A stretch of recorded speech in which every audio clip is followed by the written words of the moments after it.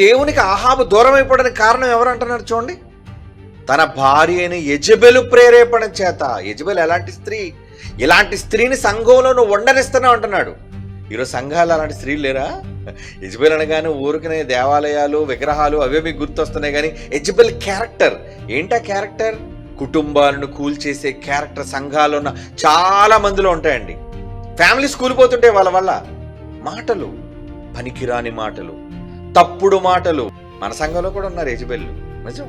యెజెబెలు అంటే ఒకరితే కాదు, యెజెబెలు లాంటి స్త్రీలు చాలా మంది ఉన్నారు. అలాగని పురుషులందరూ ఉత్తములు పురుషోత్తములు అని నేను అంటలేదులేండి, వీళ్ళలో కూడా లోపాలు ఉన్నాయి. కానీ ఇక్కడ మనం మాట్లాడుకుంటుంది యెజెబెలు పరిస్థితి కాబట్టి చెప్తున్నాను.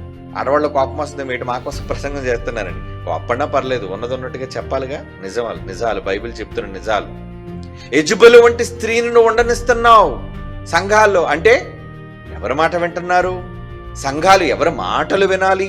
సంఘాలు స్త్రీల మాటలు వినేటట్లుగా ఉండకూడదు. అందుకే సంఘములో స్త్రీలు ఎలా ఉండాలి అని బైబిల్లో చెప్పింది.